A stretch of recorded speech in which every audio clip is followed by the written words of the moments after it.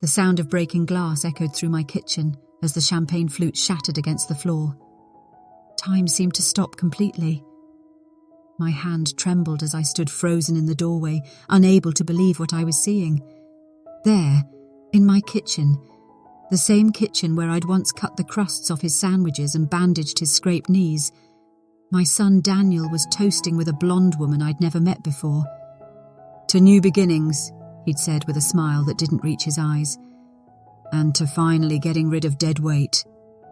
They laughed together, the sound cutting through me like a knife, neither of them aware I was standing there. In my hands, I clutched a document still warm from the county clerk's printer, proof that my home of 30 years was no longer mine. My signature, perfectly forged at the bottom of the deed transfer, stared back at me mockingly. The glass slipping from my fingers gave me away. Their heads snapped toward me, champagne sloshing in their glasses. The woman's smile disappeared instantly. Daniel's face transformed from celebration to cold irritation in a heartbeat. "Mom, you shouldn't be here," he said, setting down his glass with deliberate slowness. "I told you we were handling the paperwork today." "Handling the paperwork?" My voice came out hoarse, barely above a whisper. "You mean stealing my house? Forging my signature?" The blonde woman, clearly a realtor from her professional attire and the business cards peeking from her purse, shifted uncomfortably. "Daniel, you said your mother had agreed to—" "She did." He cut her off sharply. "She's just confused. Aren't you, Mum?" He stepped closer to me, lowering his voice to a whisper that only I could hear. "If you're so useless now, why drag us down? Just fade away already." In that moment, something inside me changed forever. I didn't scream, I didn't collapse in tears. Instead, I felt ice water replace the blood in my veins as a strange clarity washed over me. I looked into the eyes of my only child, my flesh and blood, and saw nothing but a stranger staring back at me. They say a mother's love is unconditional. They never tell you what happens when that love crashes headfirst into betrayal, so deep it steals your breath away. They never warn you about the terrible power you find when you have absolutely nothing left to lose. I didn't know it then, but this moment, this terrible, heartbreaking moment, would be the beginning of not just my greatest pain, but also my most unexpected triumph. I remember the day Daniel was born like it was yesterday, not 42 years ago. 20 hours of labor, no epidural, and not a single complaint from my lips. When they placed him in my arms, his tiny fist wrapped around my finger, I made him a silent promise. "You will never know the hardship I've known. You will have everything I didn't." It was a promise I kept, even after Thomas left us when Daniel was only 4. "I never signed up to be a single father if something happens to you," he'd said coldly, tossing his wedding ring onto our kitchen table after my second miscarriage. The third miscarriage came 6 months later, this time without Thomas there to drive me to the hospital. I called a taxi, leaving Daniel with our elderly neighbour, determined not to let him see me cry. From that day forward, it was just the two of us against the world. I worked 3 jobs: administrative assistant during weekdays, waitressing weekend nights, and bookkeeping for local businesses during whatever hours remained. Sleep became a luxury I couldn't afford, but Daniel never went without. Private school tuition that stretched my budget to breaking point. Summer camps with the right kind of children. Tennis lessons because he had a spark of talent. College applications to schools I could never have dreamed of attending myself. "Mom, you don't have to kill yourself working," he'd say occasionally, usually when asking for something new, a car for his 16th birthday, a spring break trip to Cancun, the security deposit for his first apartment. But these protests were always half-hearted, his eyes already calculating how to spend what I would inevitably provide. Our house became the centre of my world, a modest Victorian on Maple Street that I'd purchased with my grandmother's inheritance. When I first got the keys, the place was barely habitable. Leaking roof, crumbling plaster, ancient wiring that threatened to burn the place down at any moment. But it was mine. The first thing I'd ever truly owned outright. "We'll fix it up together," I told 5-year-old Daniel, handing him a child-sized paintbrush as we tackled his bedroom first. Over the years, that house transformed under my hands. New roof saved for penny by penny, kitchen renovated during a rare 2-week vacation, hardwood floors restored through countless weekends on my hands and knees, sanding until my fingers bled. The neighbourhood changed too. What had once been a working-class area gradually gentrified around us. The corner bodega became an artisanal coffee shop. The discount clothing store transformed into a boutique selling dresses that cost more than my monthly mortgage payment. Property values soared, but I barely noticed. This wasn't an investment to me. It was our home. "You're sitting on a gold mine, Evelyn," my neighbour Margaret mentioned one day as we collected our mail. "This place must be worth 4 times what you paid for it now." I just shrugged. "It's just home. Besides, where would I go? All my memories are here." The memories of raising Daniel alone. His first steps across the living room hardwood. The height marks penciled on the kitchen doorframe. The dent in the hallway wall from when he threw a tan. Trum at 12. The back porch where he'd had his first kiss at 16, though he didn't know I'd seen through the kitchen window. The dining room where we'd celebrated his college acceptance with sparkling cider because I couldn't afford champagne. I never saw the divorce coming. Daniel and Catherine had seemed so perfect together, college sweethearts who married right after graduation. But 8 years in, she left him for her boss, leaving Daniel shell-shocked and suddenly adrift at 34. "I need to crash at your place for a while, Mum," he'd said, appearing on my doorstep with 3 suitcases and bloodshot eyes. "Just until I figure things out." Of course I said yes. What mother wouldn't? I cleared out his old bedroom, still decorated with his high school football trophies and faded posters. "As long as you need," I assured him, ignoring how his eyes narrowed at the dated decor, the implied step backward in his life's journey. The first few months were an adjustment for both of us. He'd grown used to his downtown condo, his independence. I'd grown used to my quiet routines, garden club on Tuesdays, bridge with the ladies on Thursdays, volunteering at the library on weekends. We circled each other cautiously, 2 adults trying to remember how to share a space. The drinking started slowly. A beer with dinner, a glass of whiskey before bed, then 2 glasses, then the bottle appearing before noon. I found empty vodka bottles hidden in the recycling bin under newspapers, as if I wouldn't notice the clinking glass when I sorted the trash. "It's just to take the edge off," he'd say whenever I worked up the courage to mention it. "The divorce hit me hard. You wouldn't understand." But I understood loss better than he knew. I just chose to keep standing when it knocked me down. The job search seemed perpetual yet strangely unproductive. "Had a great interview. It's you today," he'd announce regularly, though offers never materialised. His real estate licence, obtained after losing his marketing position, collected dust on his dresser. The promises to contribute to household expenses remained just that. Promises. Then came the strange phone calls that ended abruptly when I entered the room. New friends I'd never met before stopping by when I was supposedly out. Questions about my financial paperwork that seemed oddly specific. "Mum, where do you keep the deed to the house?" he asked one morning over coffee. "In the filing cabinet." "Why?" "Just thinking we should make copies of important documents. You know, in case of fire or something." I nodded, touched by his apparent concern.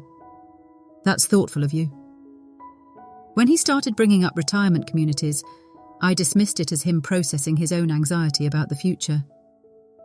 "There's a really nice place in Rosedale Gardens," he mentioned casually. 55-plus community with activities, medical staff on site. "Daniel, I'm only 68, I laughed. "I'm not ready for a retirement home just yet." His expression darkened momentarily before smoothing into a smile that didn't reach his eyes. "It's never too early to plan ahead, Mum." I should have seen it then. That flash of something cold and calculating behind his familiar features. But mothers have a remarkable capacity for blindness when it comes to their children. We see what we want to see, what we need to see to keep our hearts intact. Even when I started noticing unusual changes around the house, I made excuses. The contractors measuring windows while I was at my doctor's appointment must be Daniel's surprise gift to replace the drafty old frames. The real estate agent's business card on the counter must have been someone he met professionally. The brochures for assisted living facilities appearing in my mail were just junk mail, not deliberately placed. What finally opened my eyes wasn't any one thing but a coincidence of timing. I'd been experiencing unusual dizzy spells. Nothing serious, but concerning enough that I'd scheduled some tests at my doctor's office. I hadn't told Daniel, not wanting to worry him when he already seemed so stressed. The day before my appointment, I overheard him on the phone in the backyard, his voice carrying through the open kitchen window. Yes, her memory's definitely getting worse. No, she gets confused easily now. I've spoken with a geriatric specialist who thinks it's early-stage dementia. Of course I have power of attorney. What kind of son wouldn't in this situation? I froze, dish towel in hand, trying to make sense of what I was hearing. Memory issues? Confusion? Dementia? Power of attorney? None of it was true, not a single word of it. I'd just finished a 500-page novel the previous night and could recall every plot twist.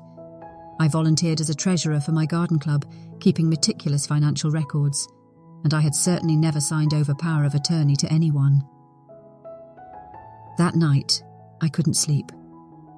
For the first time, I truly looked at my son, not through the rose-coloured glasses of maternal love, but with clear eyes. What I saw terrified me.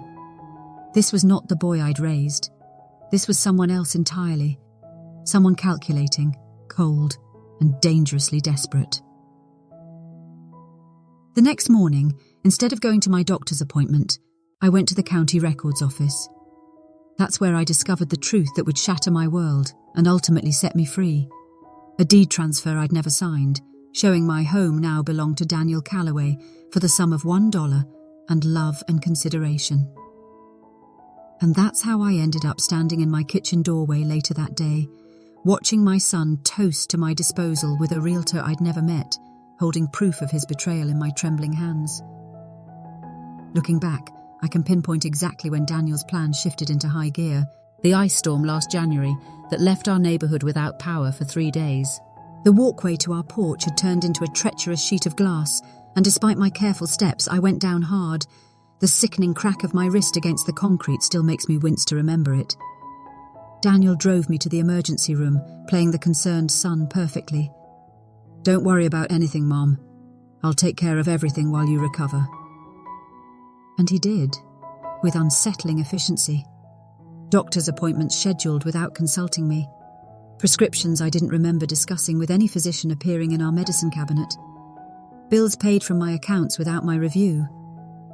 When I questioned the new sleeping pills he insisted I take each night, his explanation seemed reasonable enough. "The doctor says you need proper rest for healing," he explained, hovering until I swallowed the small white pill. "Your body repairs itself during sleep." Those pills left me groggy and disoriented each morning, sometimes with gaps in my memory of the previous evening. When I mentioned this to Daniel, his brow furrowed with what I now recognise as manufactured concern. "That's concerning, Mom. Maybe we should talk to the doctor about these memory issues." Memory issues. The same phrase I'd overheard him using on the phone. The narrative he was building brick by careful brick. As my wrist healed, I found myself increasingly sidelined in my own life. Daniel intercepted phone calls claiming I was resting. Mail disappeared from the box before I could retrieve it. Friends stopped calling after being told repeatedly that I was having a bad day or not up to visitors. The first major renovation appeared seemingly overnight. New granite countertops installed while I was at physical therapy. "Surprise," Daniel announced when I returned home, confused by the strange workers in my kitchen. "I know you've wanted to update this kitchen forever." I hadn't. I loved my old butcher block counters, worn smooth from decades of use, but I smiled and thanked him, not wanting to seem ungrateful for what appeared to be a generous gift. Next came the bathroom remodel, then new windows throughout the house. Then landscapers tearing out my beloved perennial garden, plants I'd nurtured for decades, replacing them with generic shrubs and uniform mulch beds. "It's all about curb appeal," Daniel explained when I protested the destruction of my garden. "These improvements add value to the property." "But I'm not selling," I reminded him, watching as they hauled away rose bushes I'd planted when he was born. His smile tightened almost imperceptibly. "It's still good to maximize your investment." My investment. Not our home. My investment. The shift in language should have alarmed me more than it did. The questions grew more frequent, more specific. Where did I keep important documents? Had I updated my will recently? Did I have long-term care insurance? Each inquiry came wrapped in concern, each pushing gently toward the same unspoken suggestion. I was becoming incapable of managing my own affairs. Then came the visitors. Professionals with leather portfolios and practiced sympathetic expressions. Financial advisors I hadn't requested. Elder care specialists I hadn't contacted. And most frequently, Meredith Harper, the realtor whose card kept appearing on my kitchen counter. "Mom, this is Meredith." Daniel introduced her during her third visit to our home. "She specialises in helping people in your situation." "What situation is that?" I asked, genuinely confused. "Seniors looking to downsize," she supplied smoothly. "It's never too early to explore options."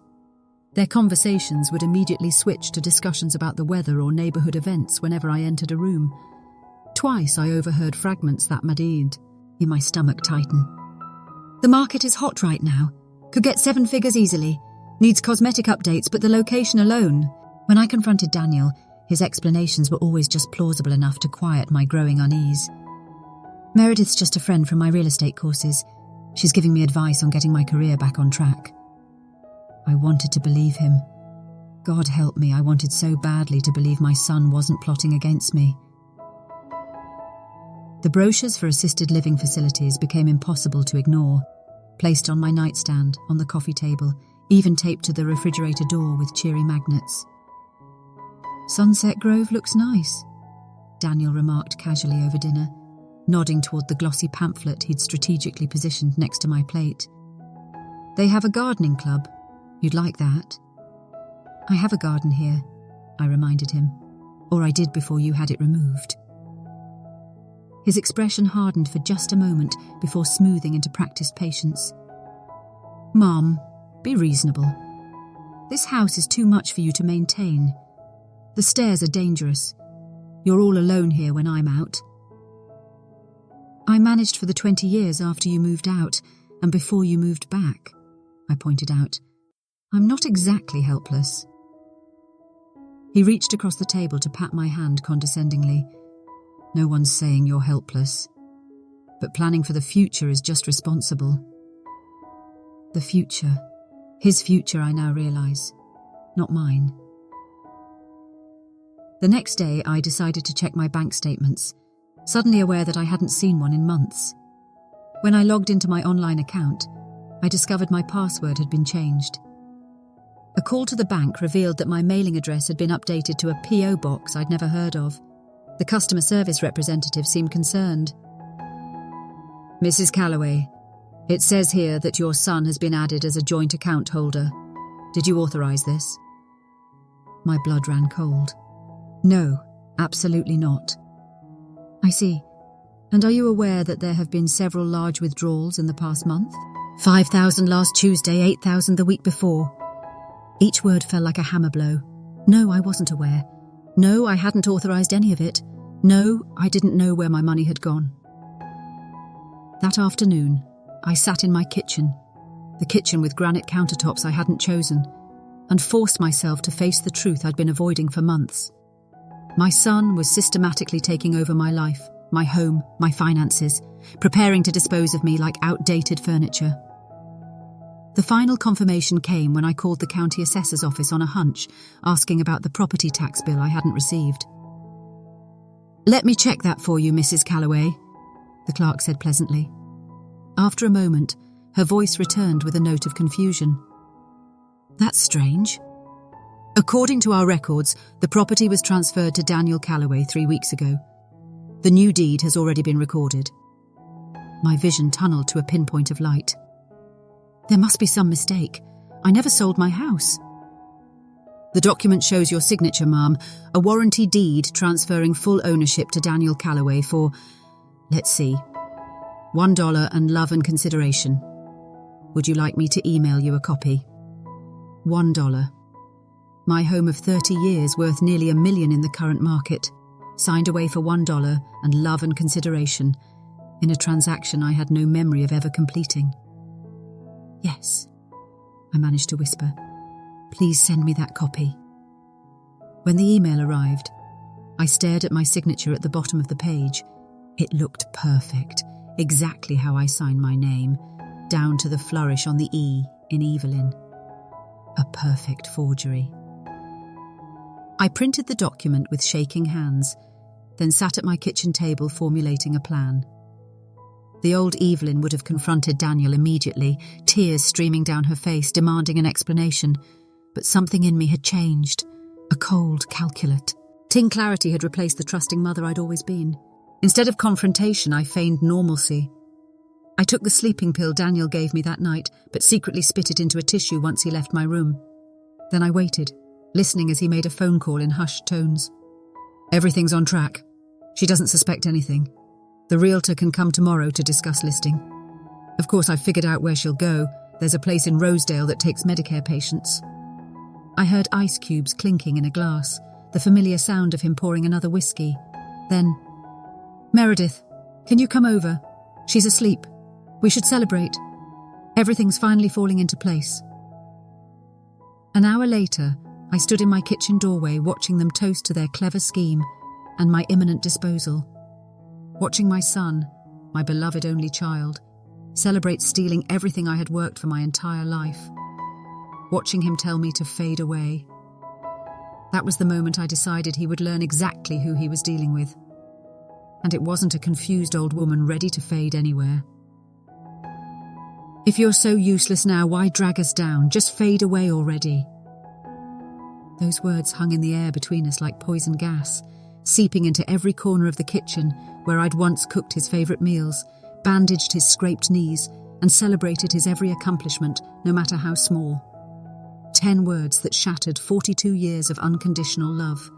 10 words that transformed me from a devoted mother into something else entirely. The champagne flute I'd dropped lay shattered on the floor, crystals catching the overhead light like tiny accusing eyes. Daniel recovered quickly, his face shifting from shock to smooth control with practiced ease. "Mom!" He set down his glass carefully. "You should be asleep. Those pills the doctor prescribed should have knocked me out completely," I finished for him, my voice unnaturally steady. "Made me compliant, easier to manipulate while you steal everything I've worked for." Meredith, the realtor, cleared her throat uncomfortably, manicured fingers fidgeting with her glass. "Mrs. Calloway, I think there's been a misunderstanding. Daniel and I were just discussing some potential options for selling my house out from under me." I held up the property transfer document, the paper trembling slightly in my hand. Funny. I don't recall signing this. Yet here's my signature. Perfect, down to the last curve. A heavy silence fell across the kitchen. Through the window, I could see the neighbour's porch light flicker on, illuminating the street where Daniel had once learned to ride his bike, where I'd taught him to drive in our old station wagon, where I'd waved goodbye when he left for college, hiding my tears until his car disappeared around the corner. Daniel's face underwent a remarkable transformation, from shock to guilt to something harder, more calculating. The mask of the concerned son slipped, revealing the stranger beneath. "Mom," he began, his voice taking on the patronising tone he'd been using for months. "You're confused again. This is exactly what Dr. Westfield warned us about. Your memory isn't reliable anymore." "Dr. Westfield," I repeated. "I've never met a Dr. Westfield in my life." "See? This is what I'm talking about." He turned to Meredith as if seeking a witness. She forgets her own doctors now. The audacity of the lies stole my breath momentarily. This was my son, the little boy who'd once sobbed in my arms after accidentally breaking a neighbour's window with his baseball, insisting we go apologise immediately because lying makes it worse. That's what you always say, Mum. Now he stood before me, unflinching in his deception, constructing an elaborate fiction of my supposed mental decline. My memory is perfectly intact, I said, quietly. Unlike my trust in you. Daniel's jaw tightened. We discussed this transfer months ago. You agreed it made sense for estate planning purposes. Estate planning? I laughed, a hollow sound that surprised even me. Is that what we're calling theft now? It's not theft when it's family, he snapped, dropping any pretense of concern. Look at yourself, Mum. You can barely manage day to day. The house is too much for you. You need specialised care. And you need my house, apparently. I stepped further into the kitchen, surprised by my own steadiness. Tell me, Daniel, was this the plan all along? Move back in after your divorce, wait for me to become vulnerable, then take everything? He flinched slightly, the first crack in his facade. You don't understand the financial pressure I've been under since Catherine left. Do you know what alimony costs me every month? This place is worth nearly $1 million now with the neighbourhood changes.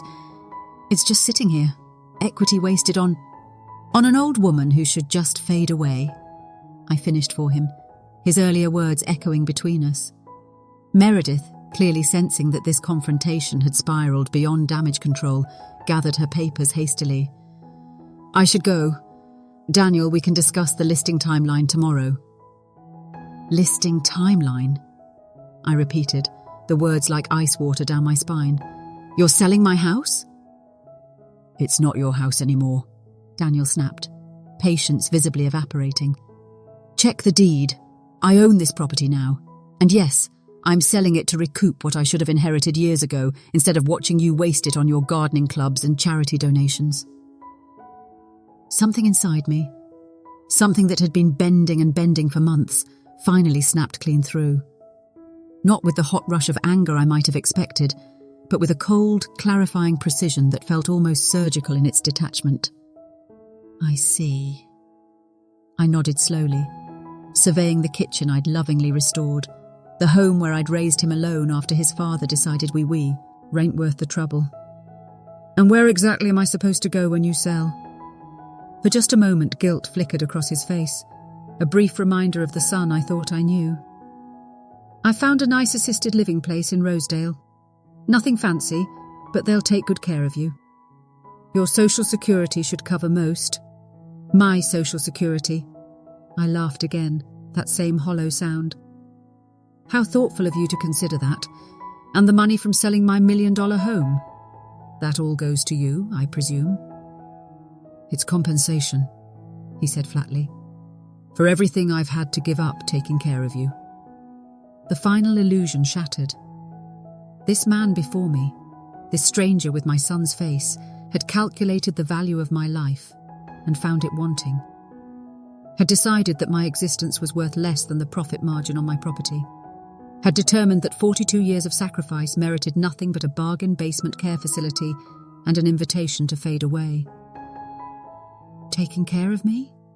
I repeated slowly, feeling something dangerous unfurling inside me.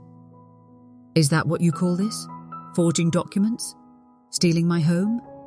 Drugging me with pills I don't need for conditions I don't have? You're twisting everything, he muttered, but his eyes couldn't meet mine. Am I? Tell me, does Dr. Patricia Wong know you've been attributing fictional diagnoses to her? Because I saw her just last week for my annual physical and she gave me a clean bill of health. No memory issues, no confusion, no dementia. His head snapped up, eyes widening slightly. He hadn't known I was still seeing my actual doctor. And does the bank know you forged my signature to add yourself to my accounts? Or that you've been transferring my money to accounts I can't access? His face paled visibly. Another detail he hadn't anticipated me discovering. Get out, I whispered, surprised by the deadly calm in me. A voice. What? Get out. Each word emerged like a polished stone. You may have stolen my house with forged documents, Daniel, but you haven't won yet. Not by a long shot. He laughed then, actually laughed, his expression a mixture of pity and contempt. And what exactly are you going to do, Mom? You have no money for lawyers, no proof of forgery. No one will believe the confused ramblings of an elderly woman over documented paperwork. I met his gaze steadily. Something new and dangerous unfurling inside me. You forget who raised you, Daniel. You forget who worked 3 jobs to put food on the table when your father left. You forget who taught you everything you know about survival. I stepped closer, lowering my voice. And most importantly, you forget that I know all your weaknesses, because I've been protecting them your entire life. His smile faltered, uncertainty flickering in his eyes for the first time. You have until morning to pack your things, I continued calmly. Whatever scheme you think you've perfected, whatever plans you've made, reconsider them. Because as of this moment, you are no longer dealing with your loving mother. You're dealing with a woman with nothing left to lose. This is still legally my house, he countered, but his voice lacked conviction. You can't make me leave. I smiled then, her expression so cold it seemed to drop the temperature in the room. Can't I? Shall we call the police right now and explain the situation? I'm sure they'd be very interested in the forged documents, the financial exploitation, the prescription medication you've been giving me without a valid prescription. That's felony territory, Daniel. Is that a risk you're willing to take? For the first time, genuine fear flashed across his face. He knew as well as I did that what he'd done crossed the line from familial manipulation into criminal territory. You wouldn't, he whispered. I'm your son. And I was your mother, I replied softly, until you decided I was nothing but an obstacle between you and what you want. Empty Meredith, who had been edging toward the door during our confrontation, finally spoke up. Daniel, I think we should continue this discussion tomorrow, when things are calmer. Yes, Daniel, I agreed, my voice dripping with dangerous sweetness. You should leave with your friend. Pack whatever belongs to you. Anything still here tomorrow goes in the trash. You can't do this, he repeated, but he was already reaching for his jacket. This isn't over. Oh, I know it isn't, I assured him. In fact, it's just beginning. As the door closed behind them, I sank into a kitchen chair, my legs suddenly unable to support me. The house felt eerily silent, as if holding its breath. For the first time in my adult life, I felt completely alone, yet strangely, powerfully free. My phone sat on the counter where I'd left it earlier. With trembling fingers, I picked it up and scrolled to a contact I hadn't called in years. My college roommate Eleanor, who had built a successful career as a forensic document examiner before retiring. I remembered her mentioning her son-in-law at our last lunch together, Mark something, a prosecutor who specialised in elder abuse cases. The phone rang 3 times before Eleanor's familiar voice answered. Evelyn, is everything okay? It's almost midnight. No, I replied honestly, surprised by the steadiness in my voice. Everything is not okay, but it will be. I need your help, and I need you to not ask questions tonight. Can you do that for me? There was only the briefest pause before she answered. Of course. What do you need? As I began explaining, I felt something shifting inside me. The painful metamorphosis of a trusting mother into something harder, sharper, and infinitely more dangerous. Daniel had told me to fade away, but he was about to learn a painful lesson about underestimating the woman who had raised him. Wasn't fading anywhere. I was just beginning to show my true colours. Before going to the next part of the story, we have a request, as we have a dream to reach 1,000 subscribers, and without your support, it won't be possible. Kindly subscribe to our channel, also like the video and share your thoughts in the comments. Would you have confronted your child immediately upon discovering their betrayal, or would you have planned a calculated response like I did? What would hurt more? The theft of your home, or the cruel words telling you to fade away? Don't miss out on what happens next in this shocking true story. Now, let's get back to the most explosive part. The morning after our confrontation, I awoke to an unfamiliar silence. No sounds of Daniel moving around downstairs. No coffee brewing in the kitchen. For a moment, disorientation washed over me. Had it all been a nightmare? Then my eyes fell on the printed deed transfer on my nightstand, and reality came crashing back with crushing force. My son had stolen my home and told me to fade away, and now I was alone. I made my way downstairs cautiously, half expecting to find Daniel still there, ready to continue our battle. Instead, I found empty spaces where his belongings had been, drawers pulled open and abandoned, a half-empty coffee mug on the counter, lipstick smudge on the rim, Meredith's presumably. On the dining room table, a hastily scrawled note. "This isn't over. Be reasonable." Be reasonable. The same condescending phrase he'd been using for months to make me doubt myself, to make me believe that surrendering my autonomy was the only logical choice. I sank into a kitchen chair, the events of the previous night washing over me in waves. The confrontation, the terrible words, the shattering of everything I thought I knew about my son. Grief threatened to overwhelm me, not just for the betrayal, but for the death of the relationship I had treasured above all hers. The ringing of my phone startled me from my thoughts. Eleanor's name flashed on the screen. "I'm parked outside," she said without preamble when I answered. "Let me in, and I've brought reinforcements."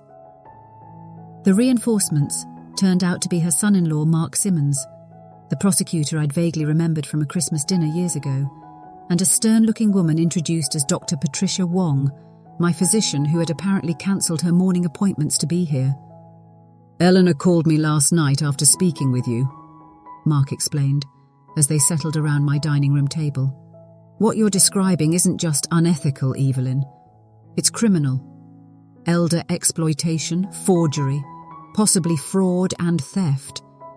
And as a prosecutor who specialises in these cases, I can tell you they're notoriously difficult to prove, unless we move quickly."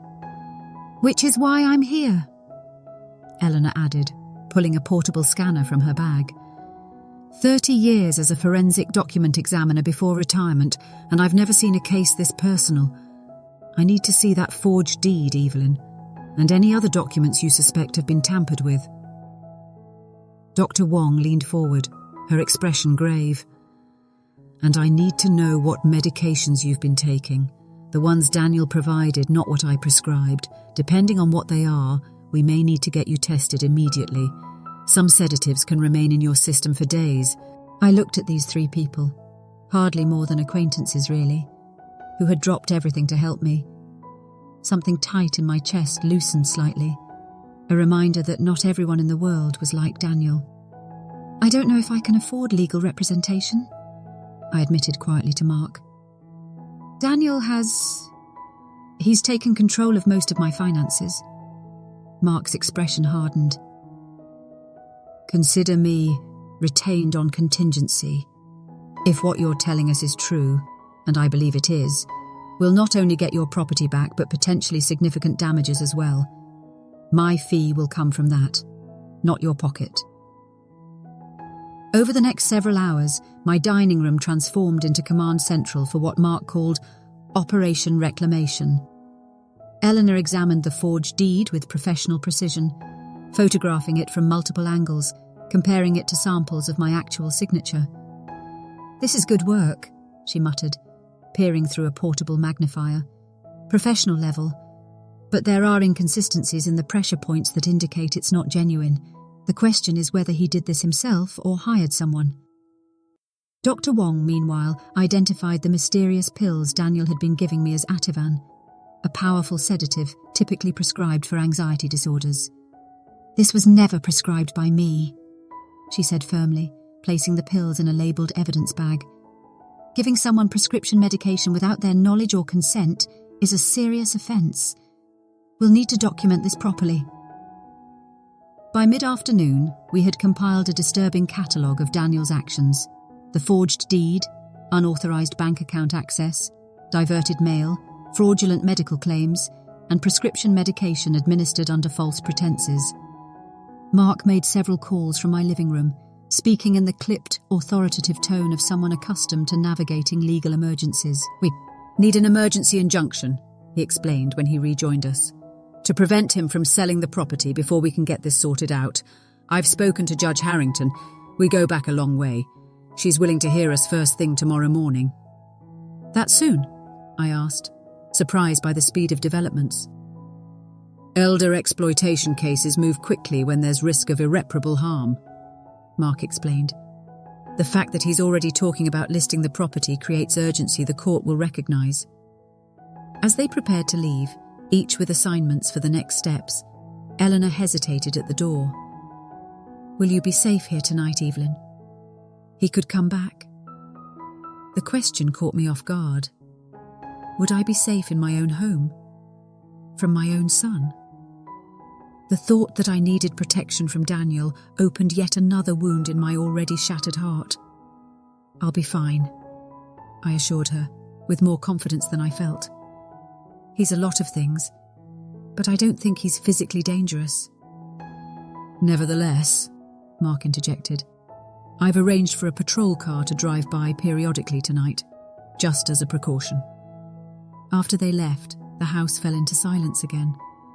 I wandered from room to room, seeing everything through new eyes. The family photos on the mantel, Daniel's graduation, his wedding day, moments I'd treasured, now felt like artifacts from a fiction. Had he been calculating even then? Had there always been this capacity for cruelty beneath the surface?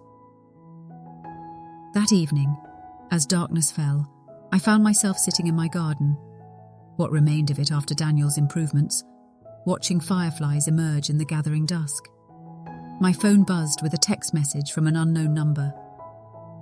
"Mom, this has gone too far. Call off your attack dogs. We can work this out privately. Family business should stay in the family." Attack dogs. As if seeking legal protection and from theft was somehow an aggressive act. As if I was the one who had betrayed our relationship. I didn't respond. 10 minutes later, another message. "You don't want to do this. Legal battles get ugly. Things will come out that neither of us wants public. Think about it." A threat, thinly veiled. What things did he imagine would emerge? That I had been a single mother who worked multiple jobs to provide for him. That I had sacrificed my own dreams to ensure he had every opportunity. That I had welcomed him back into my home when his life fell apart. I blocked the number. Sleep eluded me that night, despite my exhaustion. Every creak of the old house startled me awake. Every passing car sent my heart racing. Not from fear that Daniel would return, but from the terrible knowledge that if he did, I would no longer see my son. I would see only a threat. Morning brought a flurry of activity. Mark arrived in a crisp suit, carrying a briefcase filled with documents for the emergency hearing. Eleanor came bearing coffee and pastries, along with news that she'd completed her preliminary analysis of the forged documents.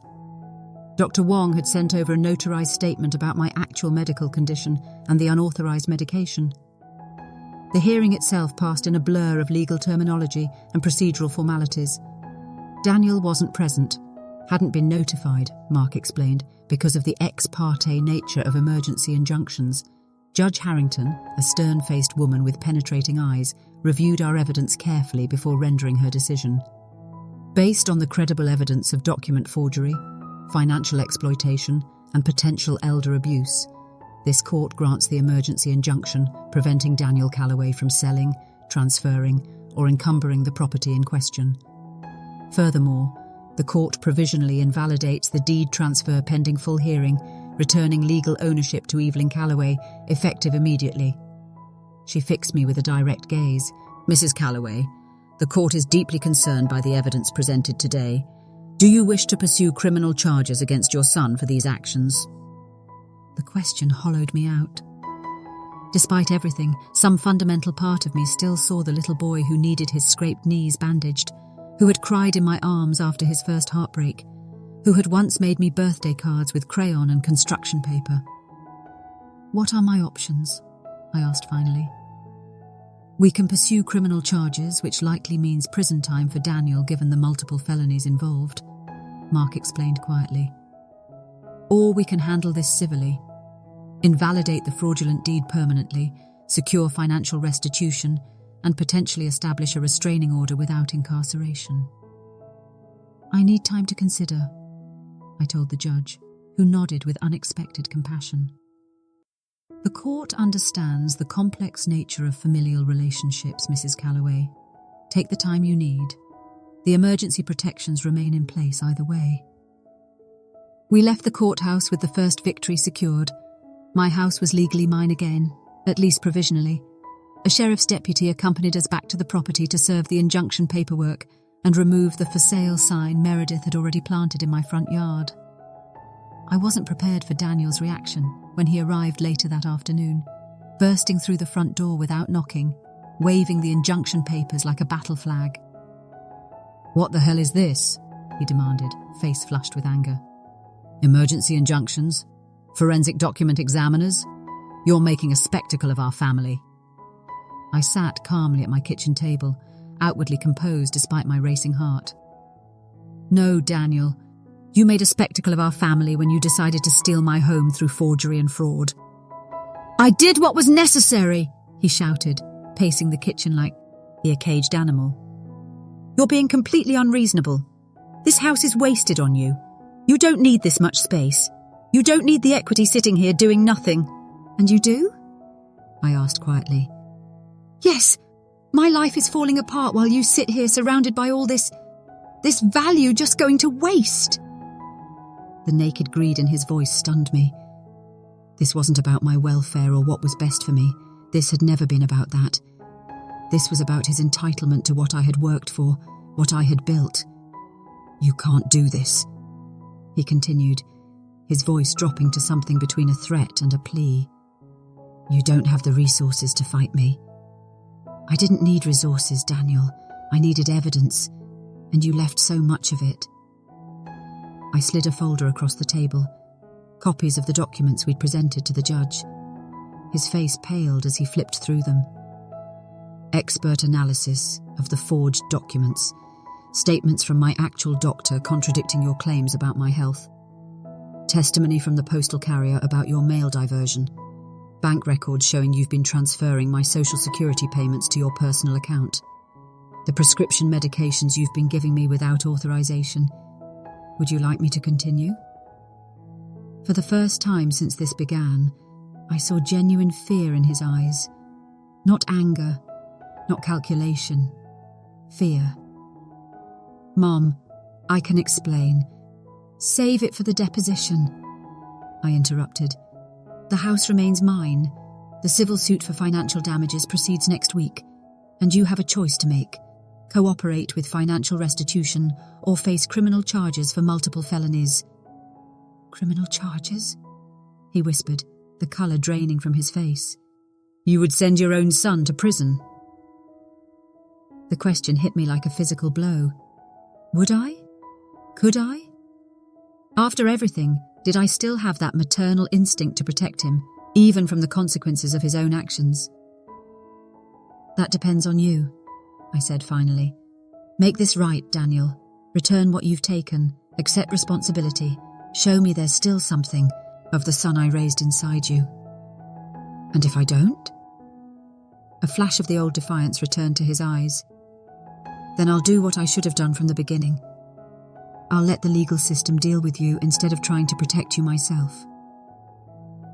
He left that night, taking the remainder of his belongings.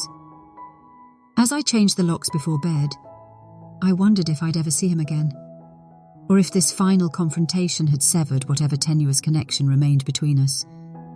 The months that followed were a masterclass in consequences. The civil judgment came swiftly, not just returning my house to me legally, but awarding substantial damages for emotional distress and financial exploitation. Daniel's real estate license was revoked following an ethics investigation triggered by our case. His reputation in our community, once buoyed by his charm and my decades of goodwill, collapsed under the weight of what he'd done. Through mutual acquaintances, I learned he was staying with Meredith initially, then couch surfing with increasingly reluctant friends as his welcome wore thin everywhere.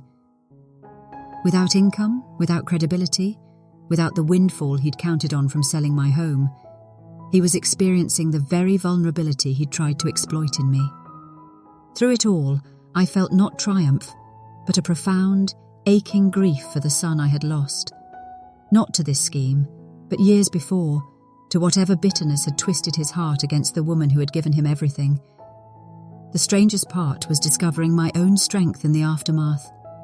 The woman Daniel had dismissed as useless, as dead weight to be discarded, turned out to be more resilient, more resourceful, and more formidable than anyone, including myself, had realised. "You know," Eleanor remarked during one of our now regular lunch dates, "sometimes people do us a favour when they underestimate us so completely they never see us coming." I thought about Daniel's dismissive words that night in the kitchen. "If you're so useless now, why drag us down? Just fade away already." I wasn't useless. I wasn't fading. In fact, I was just beginning to discover exactly what I was capable of. They say living well is the best revenge. They're right, but it's not the whole truth. The complete version is that living extraordinarily well, visibly and undeniably, while your betrayer watches from the sidelines of a life in ruins, that's revenge distilled to its purest form. 6 months after the confrontation that changed everything, I sat across from Eleanor at our favourite cafe, stirring my latte thoughtfully. "Have you considered what you'll do with the house now?" she asked, not for the first time. "After everything that's happened, I wouldn't blame you if you wanted to sell and start fresh somewhere else." I'd been thinking about this question for weeks. The house.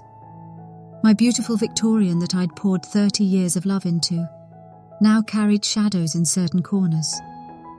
The kitchen where Daniel had told me to fade away. The dining room where he'd forged documents to steal my future. Did I want to continue living surrounded by these painful memories? "I'm not selling," I said finally, "but I'm not sure I want to live there full time anymore either." Eleanor raised an eyebrow. "What are you thinking?" "I'm thinking about what Daniel said, about all that equity going to waste. He wasn't wrong about the value, just about who deserved to benefit from it."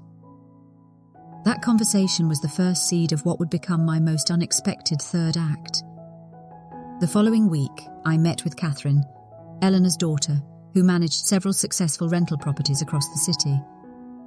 "The location is absolutely prime," she confirmed after walking through my home, "and the Victorian charm is exactly what high-end travellers look for. With some strategic updates, you could convert this into a very profitable short-term rental property." "What kind of updates?" I asked, already mentally calculating what the lawsuit settlement could cover. "Nothing that would compromise the character. Updated bathrooms, a more functional kitchen for guests, professional staging. The bones of this place are exceptional. We'd just be enhancing what's already here." 3 months and one surprisingly smooth renovation later, the Victorian on Maple Street welcomed its first guests, a couple celebrating their anniversary who paid more for 3 nights than my monthly mortgage had been. Their glowing review, praising the authentic charm with modern amenities and perfect walkable location, was just the first of many. The business took off with a momentum that surprised even Catherine. Within months, we were booked solid, commanding premium rates that generated more monthly income than I'd ever earned during my working years. The lawsuit settlement, which had initially seemed like compensation for pain, instead became seed capital for something unexpected, genuine prosperity. "You have a knack for this," Catherine remarked as we reviewed the quarterly profits. "Have you considered expanding?" Expanding. The word would have terrified me a year earlier. Now it sent a thrill of possibility through me. When the rundown property 3 doors down went on the market, I didn't hesitate. The purchase, renovation, and launch of the gardener's cottage happened with the efficiency of a well-oiled machine. 6 months later, the painter's loft joined my growing collection. Each property reflected a piece of my personality: the gardening I'd always loved, the painting I'd never had time to pursue, the books I'd always escaped into. Callaway Heritage Homes became a registered business with a waiting list and premium prices. I moved into a sleek downtown condo with elevator access and security features, keeping one room in my original home as a private suite for my occasional use and oversight of the business. Throughout this transformation, I heard about Daniel only through the grapevine. His professional disgrace had been thorough, the ethics violation on his real estate license making him unemployable in the field. He'd taken a series of commission-only sales jobs, each less successful than the last. His friends had gradually distanced themselves as the full story of what he'd done spread through our tight-knit community. I neither pursued nor avoided information about him. Our mutual acquaintances occasionally offered updates I didn't request. He'd taken a retail job that barely covered expenses. He'd moved to progressively smaller, shabbier apartments as finances dwindled. He'd developed a reputation for bitter complaints about the unfairness of his circumstances. I felt nothing but a dull ache where maternal love had once burned bright. Then came the text message, arriving 3 years and 4 months after that fateful night in my kitchen. "Mom, I need to talk to you. Please." I stared at the message for a long time, surprised by the complexity of emotions it triggered. Not the simple anger I might have expected, not the hurt that had gradually dulled to a manageable ache, but something more complicated. A mixture of caution, curiosity, and the faintest echo of that instinctive maternal concern I thought had been permanently extinguished. I didn't respond immediately. Some wounds, even scarred over, still advise caution. A week later, a second message appeared. "I've been evicted. Nowhere to go. Could I stay with you temporarily, just until I figure things out?" The irony was almost too perfect. The son who had told me to fade away was now begging for the shelter he'd tried to steal from me. The man who had dismissed my life as worthless now sought my help to salvage his own. I arranged to meet him at a neutral location, a coffee shop downtown, public enough for safety, private enough for dignity. I arrived early, securing a corner table with clear sightlines to both the entrance and exit. Old habits of self-protection die hard. When Daniel walked in, I almost didn't recognize him. The confident, borderline arrogant man who had once ordered me to fade away had himself faded to a shadow, gaunt, with premature grey streaking his hair, wearing clothes that hung loosely on his frame. His eyes, once sharp with calculation, now held the defeated expression of someone who has finally recognized the true cost of his actions. "Thank you for meeting me," he began, voice rough with emotion, or perhaps just disuse. "I know I don't deserve—" "You're right," I interrupted calmly. "You don't. So let's skip the preamble and get to why we're here. You need housing." He nodded, eyes downcast. "Just temporarily. I've applied for positions in Portland. If I can get back on my feet—" "Daniel," I said quietly, sliding a folder across the table. "These are the terms." Inside was a contract for employment with Callaway Heritage Homes, a position as property maintenance assistant. Hours, responsibilities, compensation detailed in clinical precision. Along with it, a lease agreement for the garage apartment behind my original house, now the flagship of my rental business. Rent set at exactly 30% of the offered salary. Fair but not charitable. "I don't understand," he whispered, scanning the documents, confusion evident in his expression. "It's quite simple. You need work and housing. I need additional maintenance staff for my properties. This is a business arrangement, not reconciliation." His eyes, so like mine, filled with tears. "After everything I did, you'd still help me." "I'm offering employment with clear boundaries, not forgiveness," I clarified, my voice steady despite the emotional undercurrent threatening my composure. "The position includes a probationary period of 6 months. Any violation of terms, any at all, results in immediate termination and eviction. This is your one chance, Daniel, not because you deserve it, but because I choose not to be the person you became."